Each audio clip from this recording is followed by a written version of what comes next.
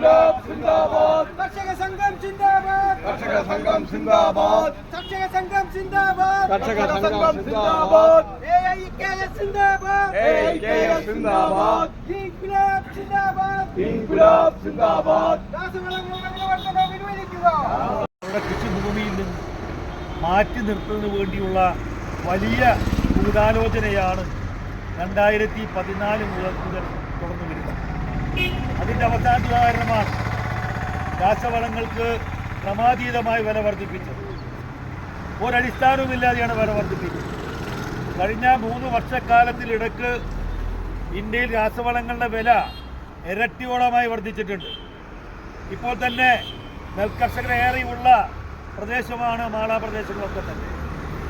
നെൽകർഷകരേറെ ആശ്രയിക്കുന്ന ഫാക്ടംബോസ് വളത്തിന് 650 കോടി രൂപയാണ് 650 രൂപയാണ് വർദ്ധിപ്പിച്ചത്. 2400 രൂപയുടെ മുകളിലേക്കായി 50 കിലോയുടെ ചാക്ക്.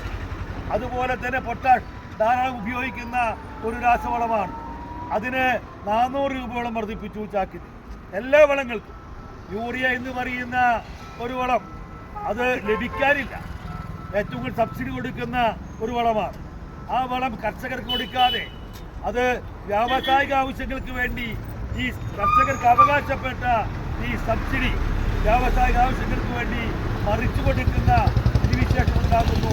ഇവിടെ വിലക്കയറ്റം ഉണ്ടാകുന്നു എന്ന് മാത്രമല്ല, രാസവളങ്ങളുടെ ലഭ്യത കൂടി കുറഞ്ഞു പോകും.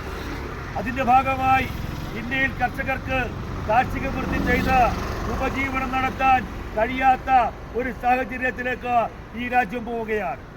അധ്യക്ഷൻ സൂചിപ്പിച്ചതുപോലെ ഇന്ത്യ എന്ന് പറയുന്നത് ഒരു കാർഷിക രാജ്യമാണ്. ഇന്ത്യയിലെ 2/3 ഭാഗം ആളുകൾ പ്രത്യക്ഷമായും പരോക്ഷമായും ജീവിതത്തെ ആശ്രയിക്കുന്നത് ഉപജീവന മാർഗം അവരുടെ കാർഷിക വൃത്തിയാണ്. ഇന്ത്യൻ സമ്പദ് വ്യവസ്ഥയുടെ നട്ടെല്ലെന്ന് പറയുന്നത് കാർഷിക മേഖലയാണ്. ആ കാർഷിക മേഖലയെ തകർത്ത് കോർപ്പറേറ്റുകൾ കൈമാറുന്നതിന് വേണ്ടിയുള്ള വലിയ പദ്ധതികളാണ് മുൻപ് ഭരിച്ച കോൺഗ്രസ് ഗവൺമെൻറ്റും തുടർന്ന് വന്നിട്ടുള്ള BJPയുടെ ഗവൺമെൻറ്റും തുടർന്നു വരുന്നത്. അതിൻ്റെ ദൃഷ്ടാന്തമാണ് ഈ കാണുന്ന കർഷക വിരുദ്ധ നിയമങ്ങൾ കൊണ്ടുവന്നുകൊണ്ടിരിക്കുന്നത്.